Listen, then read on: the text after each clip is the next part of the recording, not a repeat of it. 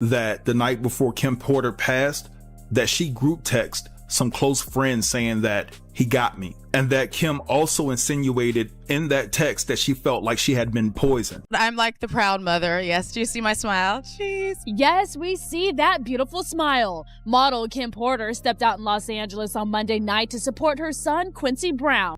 You know, when it all happened, I was filming away. So, there was, I'm like the rock of the family, especially when it comes to, times where it's like family is really needed, and now I think I'm back. This update hit different, especially for everyone who felt disappointed that 50 Cent's Diddy documentary skipped right over Kim Porter's suspicious passing. That silence had people discussing heavy, and now things are finally shifting. Word is Kim's oldest son, Quincy Brown, is allegedly teaming up with 50 Cent for a brand new documentary focused directly on Kim. That alone raised eyebrows because for a while people were side-eyeing Quincy after he showed up at Diddy's trial for just one day. To some, it looked like quiet support, but the move wasn't that simple. Here's the key part. Quincy never went online defending Diddy, never snapped back at critics, and never moved loud like Christian did. He stayed calm, stayed quiet, and kept his distance, which already set a different tone. And unlike Christian and Justin, who've both been named in lawsuits tied to accusations around Diddy, nobody has ever accused Quincy of anything, not once. That clean record alone separates him from Diddy's biological sons in a major way. An enemy that has a position of influence in your child's life, and knowing that that person sends you notes and messages every now and then, if you don't do this, if you don't do that, that boy is dead. Now reports are saying Quincy may have been playing chess, not checkers, staying close, watching everything, and making sure his sisters were safe before anything else went down. He reportedly stayed present until Diddy was locked up, then shifted gears. With Diddy now behind bars, Quincy is allegedly ready to dig deep into the rumors that Diddy had something to do with Kim's death. And if 50 Cent is really backing this project, this documentary could shake things up way bigger than anyone expected. Quincy has always moved different compared to Diddy's other sons, even though Diddy helped raise him. That contrast has been loud for years, and people really started noticing it. When Homeland Security raided Diddy's properties last year, Christian and Justin were both on site and ended up in handcuffs, which instantly went viral. But Quincy completely missing? The twins too? That had the internet buzzing nonstop. Back then, Jaguar Wright even claimed Quincy was low-key working with the feds, which sent rumors flying in every direction. Now let's be clear. The talk about Quincy being in witness protection feels like a reach because everyone saw him show up at Diddy's trial with the family. That alone pokes holes in that theory. Still, new reports say Quincy stayed close to Diddy for one main reason: to protect his sisters. Allegedly, he feared for their safety and was honoring a promise he made to Kim to always look out for them. I don't mean to be the super big brother dad, but this is nuts. I might record the whole ride. I might run out of storage. I forgot my license in my bag. Oh, you need that. What'd you forget? My license. And what do you need to drive?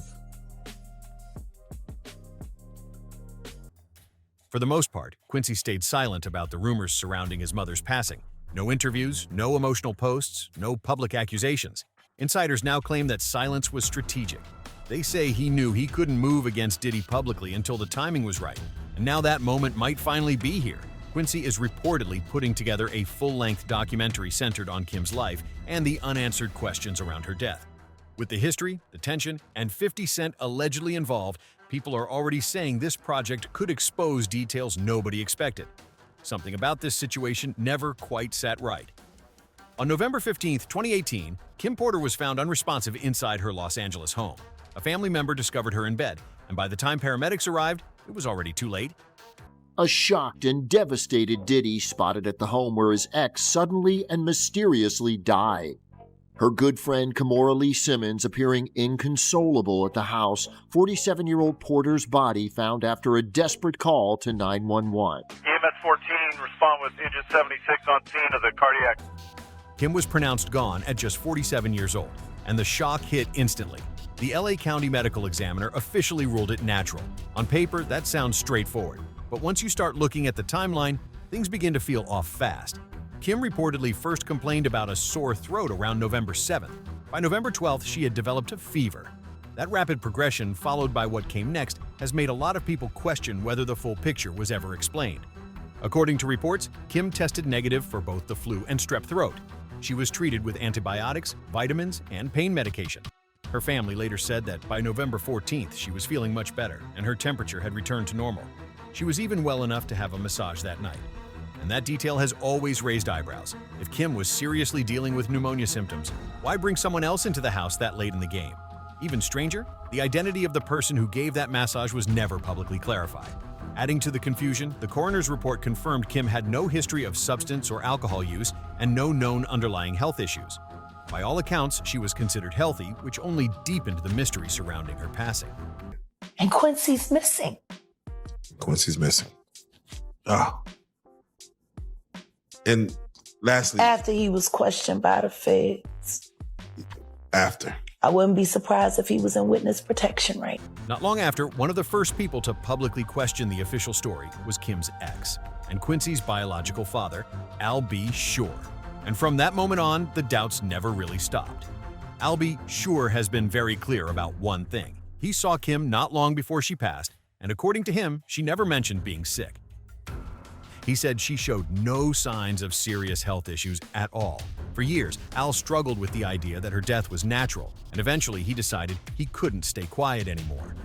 In July 2020, Al posted an old video of himself crying and added a caption that instantly caught attention. He wrote, "I just found this footage from the morning I learned of Kim Porter's death and how it ripped the soul from my physical body." Then he went even further, saying, "I know very clearly that Kimberly didn't just check out all of a sudden over pneumonia. That's some BS." He didn't stop there. Al added, "This is where I get in trouble. We just celebrated our son Quincy's new deal and Christmas special with Netflix, and she was in fantastic health as well." He even mentioned her laughing while watching him and Diddy interact at a theater, making it clear she seemed happy and healthy. We know that Kim, and it's in the this is in the documentation, shout out to paperwork. He looked in the paperwork and it said Kim received a massage for about an hour when she's supposed to have full-blown pneumonia. Who gives somebody a massage when they got pneumonia? And do we know whether she used that baby oil or not for that massage? It makes you say,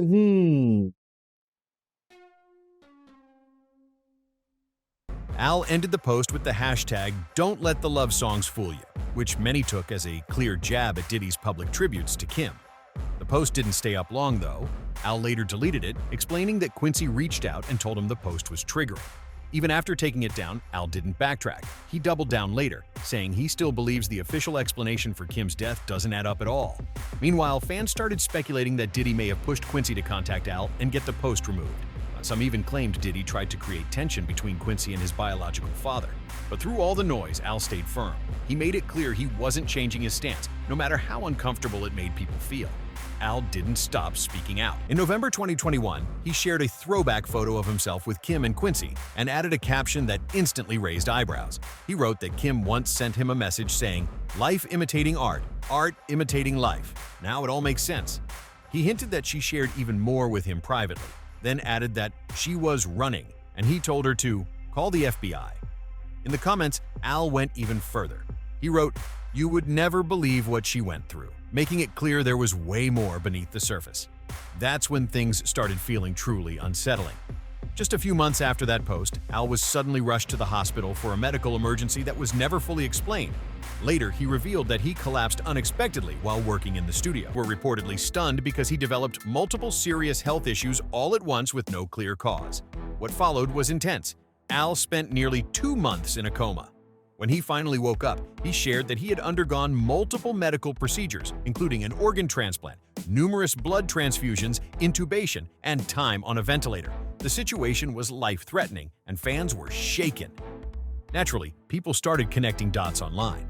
Many pointed out that several individuals linked to Diddy's circle had reportedly become seriously ill or passed away from pneumonia-related conditions over the years.